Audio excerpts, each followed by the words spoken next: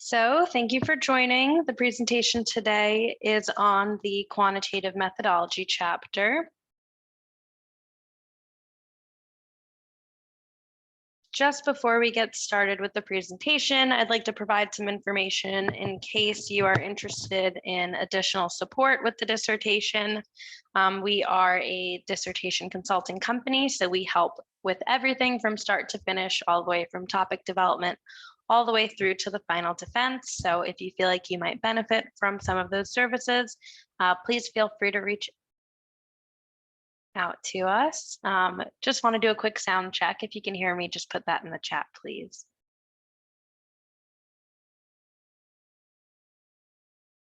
Okay, perfect. Thank you. So yeah, if you're interested in these services, please feel free to reach out. We do offer a free 30-minute consultation, and the information will be posted in the chat as well. So just to give you an overview, my name is Vanessa. I am a qualitative and quantitative specialist here at Statistics Solutions. We also have research mentors on staff. So we've got a full team of people who can help with different elements of the dissertation. For today, we're going to be talking about the quantitative methodology chapter. So we'll be focusing specifically on the components of the quantitative methods. We won't be talking about qualitative methods today, but we do have other webinars that are geared towards that topic. So if you're looking for that, please feel free to check out the links in the chat. We do have a webinar library where we have recordings and slide decks of previous webinars, as well as upcoming webinars related to different chapters in the dissertation. So for today, first, we're going to talk about the purpose of the methodology chapter and why it's important for the dissertation. Then we're going to talk about the different components that are required. So the introduction, research method and design, population and sample, instrumentation, data collection, and analysis procedures. And we'll also talk about the limitations and the ethical considerations. Then at the end of the presentation today, there will be an opportunity for a little bit of Q&A. So if you have questions, feel free to pop those in the chat or in the Q&A section, and I'll do my best to answer those at the end. If you do have questions that are specific to your study, so like if you are trying to determine what methods to use for your study, I do recommend in those cases you reach out to us for a one-on-one because it may be more helpful for us to get a really good, clear picture of what your study is so that we can give you more targeted support than you would get in a webinar setting. Okay, so first let's talk about the purpose of the methodology chapter and why it's important for the dissertation. So the purpose here is to describe how you're going to be conducting your research. The previous chapters that lead up to this one, namely the introduction and the literature review chapters, are designed to establish why you're conducting your research. So in those chapters, you're setting up your study and setting up for your reader why the research needs to be conducted. And then once you get to the methodology chapter, it's time to start describing how you're going to carry out that research. So how are you going to collect the data? How are you going to analyze it? And how are you going to do these things in a way that addresses your purpose and the aims of the research that you've established in earlier chapters? The important thing to keep in mind with the methodology chapter is that it should be detailed enough so that your research can be replicated by others. So someone should be able to read your entire chapter and be able to conduct the research in the same exact way that you conducted it. So I liken this chapter to an instruction manual or even a recipe. So you're really providing that step-by-step list for the reader of what's required in order to conduct this research. And then once you do that, you have to provide different directions or steps for how to bring all of those components together. So bringing together the components like participants and the instruments that you're using in your study. So while today I'll be covering the components that are most commonly required for this chapter, this is just based on the experience that we've had as a company working with different schools and different students. I do recommend that no matter where you're starting in the dissertation, You always refer to your chair for a checklist or a template so that you're very clear on what the requirements are for your particular school, just in case they deviate in any way from this presentation. But if you don't have a resource like that, or if your school doesn't provide that, this is a pretty good place to start. We do a pretty comprehensive overview of each of the sections that typically go into this chapter. So when we talk about the introduction, you will want to start this chapter the same way that you do with most in the dissertation. So you want to begin by reorienting your reader to the purpose of the study and your research questions, and then lay out the contents of what you'll be talking about in the chapter. So you can start your introduction with a restatement of your purpose or problem statement. And this can be written either verbatim, so the same as it has been in your previous chapters, or you can write this as an abbreviated version of the purpose or problem statement. Next, you will want to restate your research questions. Now, the research questions differ a little bit from the study purpose and problem statement because they should always be stated verbatim and exactly the same way as they appear in other chapters of your dissertation. So feel free to copy and paste your research questions wherever you're referring to them. It may start to feel redundant, but it's important to just make sure that you're maintaining consistent language each time that you're using your research questions, just to make sure that you're being consistent throughout and just providing a very clear picture to the reader so they have, there's no ambiguity around these research questions. They're always going to appear the same. And then once you do both of those things, you can simply list out the different section headers that will appear in the chapter to give your reader a preview of the chapter's contents. So one of the first things that you usually talk about in your methodology chapters is the selection justification for your research design. So you want to state the research design that you selected and provide a rationale for why you selected that design. It's important to note that some schools will require you to not only discuss the specific research design within quantitative, but also the selection of the general research method. So the general research method in this case would be a quantitative as opposed to qualitative or a mixed method study. And then the specific research design is the research design within that quantitative framework that you've selected. Some schools will require you to discuss your rationale for the selection of both the general research approach and the specific research design. So you just want to keep that in mind. Here you're going to be demonstrating your knowledge by showing why you ruled out specific designs or methods, and that's going to bolster the rationale for why you selected the one that you have. So in terms of the research design, again, you want to state the specific design within quant that you'll be doing for this study. So that can be something like a correlational study, experimental, quasi-experimental. These are just some examples of quantitative research designs. You also want to state whatever design you've selected, and you want to explain why you selected that design. So for instance, if you're doing a correlational study, why did you decide to go with that design? Why did you decide to do that study? And the rationale should always be aligned with the problem and purpose and research questions that you've already talked about and already outlined for your study. So if you did select a correlational design, you may rationalize that based in your problem, purpose, and research questions, because maybe your research questions involve looking at relationships between variables. So in that case, a correlational design would be appropriate. If your research questions maybe are a little bit different and involve an experimental group or a control group, then you might select a different study. So these are just things to be aware of as you're starting to pull your chapter together. In that same way, you also want to explain why alternative research designs were not selected. So if you did select that correlational design, you may want to explain why you didn't select an experimental or quasi-experimental or other types of quantitative designs. And again, all of this discussion can be situated in that problem, purpose, and research questions.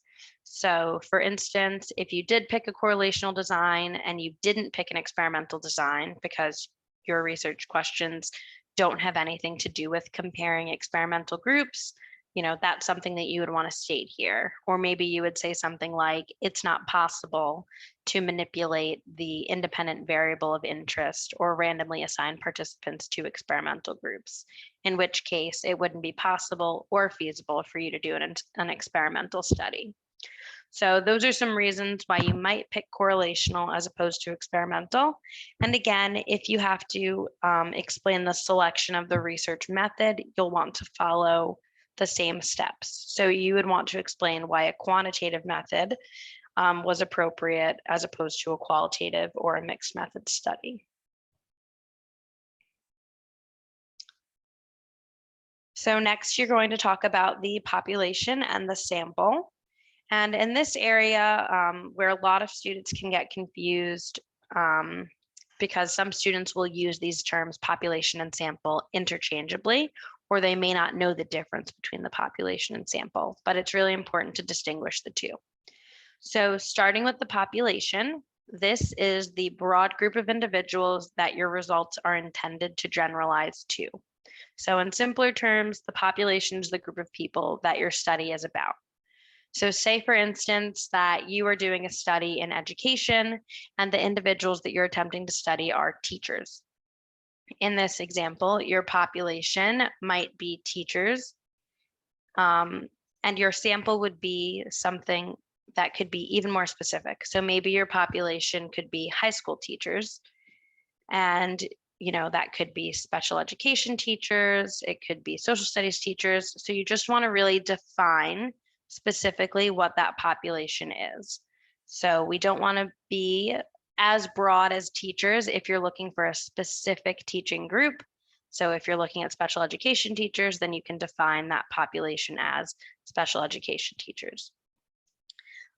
If your study is only about high school teachers, then your population wouldn't include, something like elementary school teachers or university professors or anything like that. So you want to state and define the population of interest, and then if possible, you want to describe the characteristics of the population and provide an estimate for how many individuals there are in that population. So going back to our example, if you're going to be studying high school teachers, maybe you're defining that population as high school teachers in the United States. And so you would want to provide an estimate for how many high school teachers there are in the United States. You might get this information from an organization that keeps track of these type of statistics. So maybe you can use the Bureau of Labor Statistics or some similar organizations specific to education, perhaps.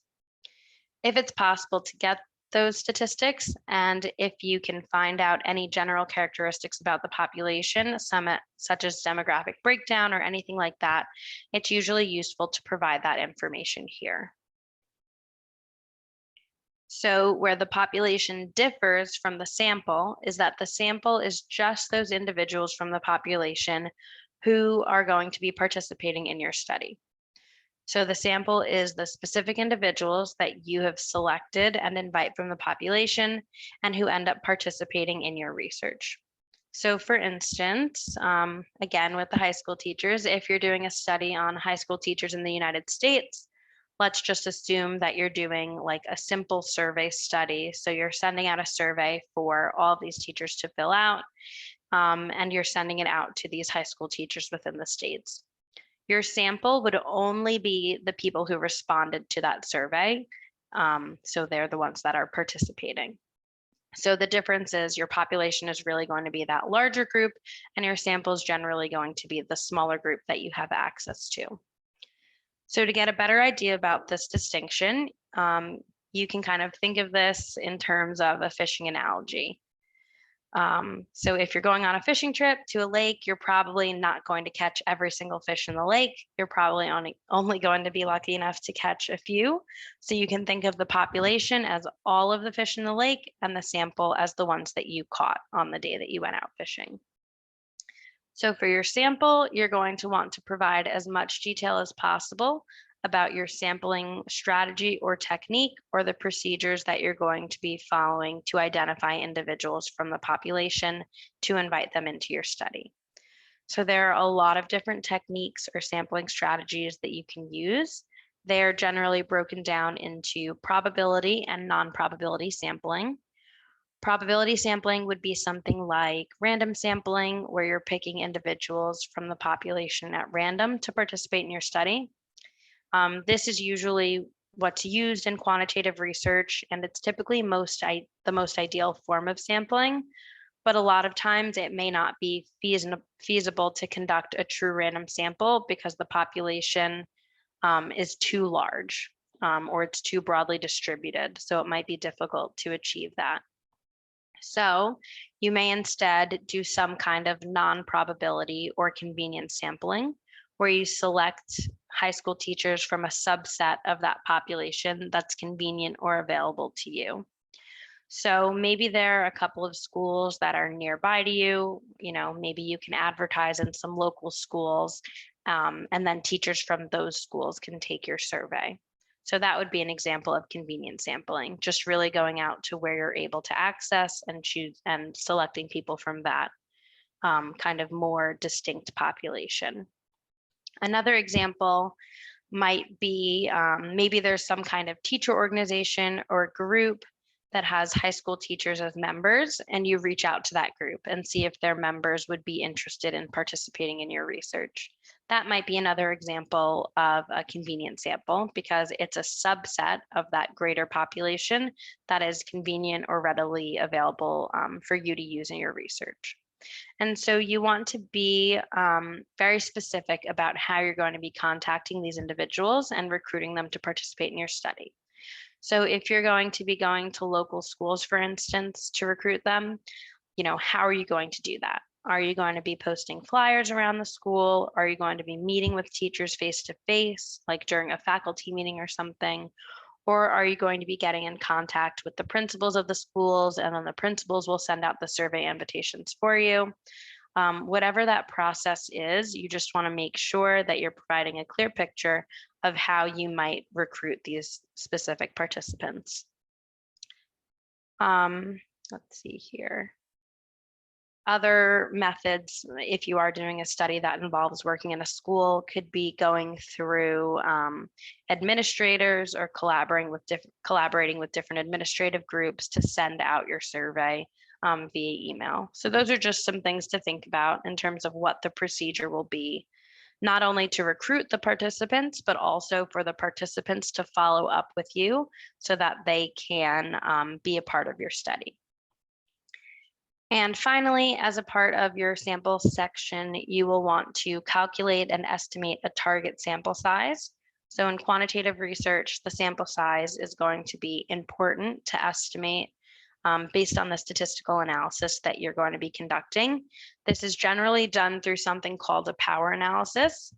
I won't go into a whole lot of detail about power analysis in this presentation because we do have other webinars that are specifically dedicated to power analysis and sample size calculations for quantitative research. So if you do want more information on these topics, I'll just direct you to the links in the chat for those particular webinars and slide decks. So next, let's talk about instrumentation. So in this section, you want to lay out and describe each of the instruments that you're going to be using to measure the different variables in your study. So by the end of your instrumentation section, you should have described what instrument you're going to be using to measure each variable that's laid out in your research questions and your hypothesis. So every variable that you've listed or that is mentioned in your research question and hypotheses should have some kind of instrument that you use to measure that specific variable. And there are a lot of different kinds of instruments that you can use depending on the specific variables that you're looking at. So usually in social science research, when we think of instruments, we think of things like survey instruments. So maybe you're measuring something like self-efficacy or self-esteem, or maybe you're doing a psychological study or measuring something like anxiety or depression. In this case, you might give participants a survey that they fill out that will measure those type of constructs. So those would be kind of the most common forms of instrumentation in the social sciences, but there are other types of instrumentation as well. So if you're doing something more like biomedical research, where you're taking physical measurements, like maybe people's height and weight or their blood pressure, or things along those lines, you may have specific devices or instruments to measure those things. Like you may have a scale to measure someone's weight, or a blood pressure cuff to measure blood pressure. So those would also be examples of instruments. But for the purpose of this presentation, I'm going to focus more on survey instrumentation. So for each instrument that you use, you'll want to describe it. So for surveys, you'll want to state what the instrument is called, who the authors were that originally created the instrument. You'll want to provide details such as how many items or questions the survey instrument has. So maybe, if you're looking at something like a measure of self-esteem or self-efficacy, and there's 10 questions, you'll just want to describe that. You'll also want to describe the response scale and the scoring for the questions. So how do participants answer the questions for the instrument? Did they answer it on some kind of Likert scale? Or maybe did they rate items? So, whatever that looks like, whether it's from 1 to 7, strongly agree to strongly disagree, you'll just want to make sure that you document that here, however it is that it's recorded. And then you'll also want to talk about how the instrument scored. So for instance, if you have a self-esteem questionnaire that has 10 questions, how do you plan on scoring that? Are you going to be just taking a sum of the responses? Are you going to be taking an average? Whatever that looks like, you just want to make that clear here as well. And then also for each instrument, you want to provide evidence for the validity and the reliability of the instrument. And this is information that is going to be usually found in the article that describes how the instrument was originally created and developed. For validity, usually you would present information from a factor analysis, like an exploratory factor analysis or a confirmatory factor analysis that those researchers did to establish the validity of the instrument. And then for reliability, for a surveyor instrument, that is usually measured using Cronbach's alpha, or there may be correlations for test, retest reliability, or something similar to that. So you want to present the statistics and the evidence from the original articles that established the validity and the reliability of these instruments. And it's important to note that some schools will actually have completely separate dedicated sections for validity and reliability, where you will describe this information, whereas others will want you to put it in the instrumentation section. So just another indicator, just make sure you are looking at that template or checklist to ensure that wherever you put this information, it's going in the right spot. So after instrumentation, you will want to describe your data collection procedures. And this is really one of the most important sections of the methodology chapter, because here is where you are giving that step-by-step process for how your research is going to be conducted. So you really want to start from beginning to end, from when you collect the data all the way through to when you are ready to analyze it. So again, you want to make sure that you're detailed enough in your description so that someone can read this chapter and then replicate your research and conduct it in the exact same way that you did. So you'll start at the very beginning. This will usually start from whenever you get approval to conduct your study. So starting from your IRB approval.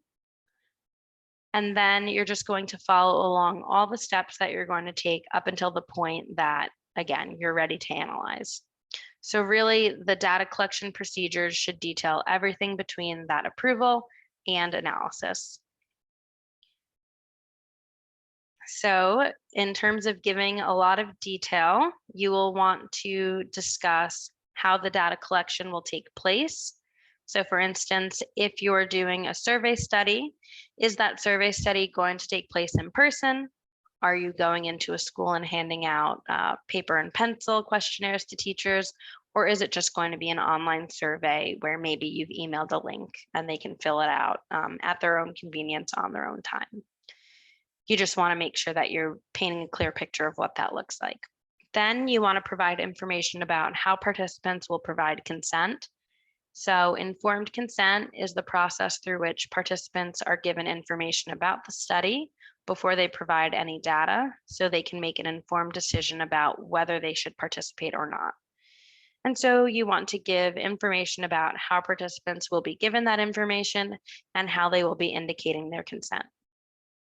So again, if you are, conducting this study in person, normally that consent form will be given before the survey, and typically participants can read it and then sign to indicate that they understand the study and that they're willing to participate. If you're doing an online study, then that consenting process may look a little different. So you'll just want to outline what that looks like here in the chapter. You'll also want to talk about how and when each instrument is going to be administered. So if you're using multiple instruments, you'll want to talk about the different order that you plan on giving the different instruments, because there may be implications for how participants answer different instruments based on when they're given.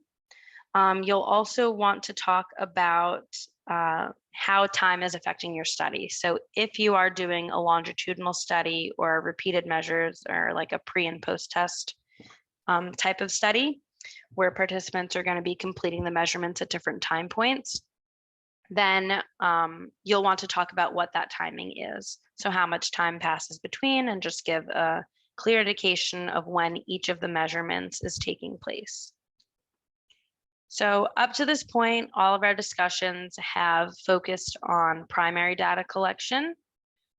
But if you are choosing to do a study that's using archival data or secondary data, then this section is going to be slightly different. So as opposed to primary data collection, where you're conducting it on your own, you're collecting your own data. If you are using archival data, you'll just want to describe more of the process of how you're going to obtain the data, rather than the process for how the data are collected. So for instance, if you're using data that's managed by the CDC, for example, you'll just want to describe the process for getting access to that data. So you may have to fill out some type of form. There may be a waiting period and an approval process that you need to go through. So that's just how secondary and primary data collection, or this section, differs. Instead of describing the actual process of collecting, you want to describe the process of gaining access to that particular data set. So after you've described all of your data collection procedures, you will also want to lay out a plan for how you intend to analyze the data to answer your research questions. So in your data analysis plan, you should have a specific plan for what analysis you're going to conduct to answer each research question. And first, in the data analysis plan section, you'll want to describe how the data will be compiled or entered into an electronic format. So this is especially important if you're doing in-person research with something like a paper and pencil survey, where you have to actually manually enter the responses into an electronic format. So you'll want to talk about that process if it's applicable. And you'll want to state the software that you're going to be using for any data cleaning, preparation, and analysis. So you might use something like SPSS, or we have our own software, Intellectus Statistics, that you could use. But you'll want to describe how exactly you're going to clean and prepare the data for analysis. So this could involve checking the data to make sure it's accurate. Especially, again, if you are manually entering it, you'll want to describe how you're going to make sure that, that you're entering clean data, or that you're cleaning the data in a way that confirms it's accurately representing what participants have already entered. You'll also want to talk about how you're going to deal with missing responses, especially if you're doing something like survey research. It's very likely that you're going to have missing data of some kind. So participants may choose just not to fill out an entire survey, or they may skip questions. So it's very likely that you're not going to have 100% complete data. So you're going to need a plan for how you're going to deal with that missing data. So are you just going to completely remove participants who are missing responses or who skipped questions? Or will you try to include those people who are missing and just maybe come up with a plan to deal with those values? So maybe you're going to do something like replace them with a mean replacement, or you're going to impute them using some kind of imputation procedure. Those are all the details that you want to provide about how you're going to deal with the missing data. You also may want to describe how you're going to screen for your data for any eligibility criteria. So maybe you have screening questions in your survey. So just thinking here about how you're going to use that to potentially eliminate participants who filled out the survey but weren't eligible. This is really important, especially later on when you go to analyze your data. You really want to make sure that you exclude those early on so that your results are consistent with the exclusion criteria that you've laid out in earlier chapters. So that is a really important step to make sure you have a clear plan so that later on you're not having to backtrack and exclude participants once you've already conducted your analysis. You'll also want to talk about any procedures that you need to conduct to prepare or compute your variables to use in the analysis. So again, if you're using survey instruments to measure something like self-esteem, what procedures do you have to follow to do any coding or recoding of those survey responses in order to compute a score for self-esteem, for instance? So you'll want to describe all of those procedures. Then after you describe the steps for data preparation, you can first describe any basic descriptive statistics that you're going to conduct on your data. So typically you would want to present descriptives on any demographic information that you collect, as well as descriptives for the variables of interest in your study. And then you want to get into the analysis of how you're going to answer each research question or hypothesis. So again, you want to separate this by each research question. So you should have a separate analysis or some kind of analysis to answer each question. So in terms of layout, you'll want to lay that out specifically, and you can go in order of your research questions. So for example, for research question 1, I'm conducting this analysis, research question 2, and so on. And then for each analysis, you want to describe the different assumptions that you're going to test for that analysis. So whatever you choose to do, whether it's something like a t-test or an analysis of variance or a regression of a correlation coefficient, virtually all of those will have certain statistical assumptions that will have to be met in order for you to accurately interpret the results. And so you'll want to, for each of these, describe the assumptions that are required and how you're going to test them. So if you're doing something like a t-test, you may need to test the assumptions of normality and homogeneity of variance. So you'd want to state how you're going to test normality or homogeneity of variance, and also have a plan for what you're going to do if any of those assumptions are violated. So if normality is violated, how do you plan to deal with that violation? Are you going to try to transform the data so that it follows normal distribution? Or are you going to use an alternative test, like a non-parametric test that doesn't require that normality assumption? So those are just things that you want to describe and think through here in the data analysis plan. So some schools require that you also discuss the limitations of your research design.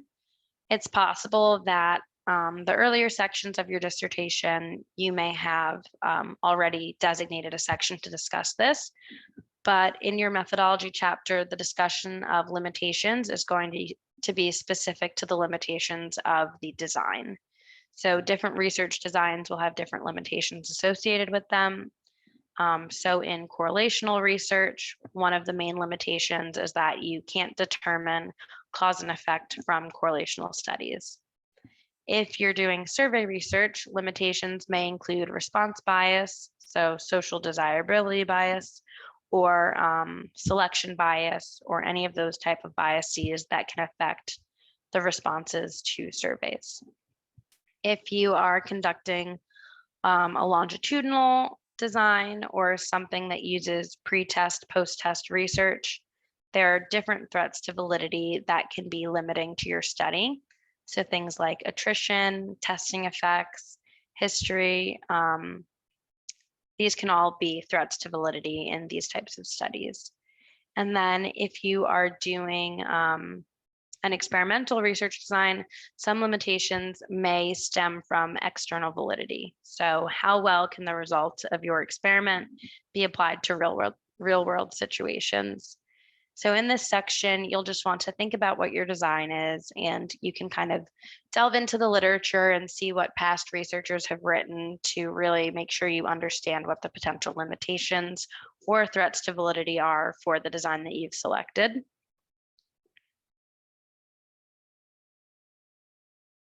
And then one of the last sections of this chapter is going to be the ethical considerations. And here is where you describe different ethical issues that are relevant to your research. So usually the ethical issues are based on the principles that are laid out in the Belmont report. The three main principles the three main principles that are identified are beneficence, justice, and respect for persons. So if you've been required to get a city certification or to do any training, prior to starting your dissertation, you've probably read the Belmont report, and you're probably familiar with this. So schools will typically want you to talk about these three principles and specifically how you intend to uphold them in your study. You may want to talk about the IRB approval here because virtually all research will require some sort of institutional approval. So you'll want to discuss that process and how you're going to get IRB approval before you do any data collection. You may also want to talk again about the informed consent process that you've already talked about in the data collection section. So you may just want to outline that a little bit more here. And just a reminder that that informed consent provides the participants with details about the research, like what they expect to do, what risks are involved in the study, and how the data is going to be protected and so on. So in terms of talking about risks involved in the study, that's something that you'll also want to discuss here in this ethical consideration sections. A lot of students make the mistake here in saying that their research doesn't involve any risk, which isn't really true because all research does involve some kind of risk, even if it's something as simple as an online survey. There's still some risk involved in that research. It's just that some forms of research may only involve minimal risk. So you'll want to identify if your study is a minimal risk study or if your study involves more than minimal risk. And if your study does involve more than minimal risk, you'll want to provide a lot more details about what you'll be doing to mitigate those risks. So if you're in a case like that, maybe you're doing a study where the topic is very sensitive, like maybe you're doing research on trauma and participants are going to be answering questions about traumatic experiences. It's possible that by participating in that type of study, they may experience some kind of emotional or psychological distress if they have to answer questions about trauma. And so in that case, that would be a significant risk in your study. And you'd want to describe measures that you're going to take to mitigate that. So for instance, you might provide participants with resources that they can use to get help if they do experience distress. If you're doing an in-person study, you may even have people on hand to help handle that stress if they're experiencing it during your study. So you may have, licensed professionals that are there to provide any counseling or, alleviate that stress. You may want to reinforce the fact to participants that if they do feel distressed, that they can stop participating at any time and that the research is voluntary. If they, it's important here to also mention that if participants do want to discontinue their participation, they can do so without any negative consequences. So really reinforcing that this is a voluntary study. especially if your study involves more than just minimal risk. You just want to be as detailed as possible about how you're going to handle potential risks in your study and how you're going to protect your participants from harm. And then if you are conducting a virtual study, one thing you'll have to deal with is how to protect participant information, because again, in all research, you're going to be collecting some type of information from participants that they may not necessarily want shared with the general public. It may be something that's personally identifiable if your study is not anonymous, or maybe you're doing an anonymous survey study where you don't know the identity of participants. But either way, you want to have procedures in place for how you're going to keep data either anonymous or confidential. And so here you'll want to describe how you're going to protect that information. And you can do that by talking about how the data is going to be secured and stored. So if you're conducting a simple online study, are you just going to be storing the data in a password protected computer, or will you be using an encrypted cloud storage? If you're doing an in-person study where people fill out a paper and pencil questionnaire, what are you going to do with the physical copies of that questionnaire? Are you going to be keeping them in a secure place, like a locked office somewhere? Whatever that looks like for your study, you just want to provide those details here. You'll also want to provide details about how the data are going to be disposed of once the study is complete. So schools will usually have guidelines for how long you should keep the data after your study is over and once you've graduated. So if it's 5 years, for example, you'll want to indicate here that after 5 years, you're going to dispose of the data once the research is completed. So you'll just want to talk about that process. So that does bring us to the end of the webinar today. Again, if you are interested in additional support outside of this webinar, you can use the information in the chat to get in touch with us. And again, we do provide that free 30-minute consultation to really identify where you need support and how we can best help you. But I will open it up for questions now. So if you have any, please feel free to pop them in the chat and we will get started on the Q&A.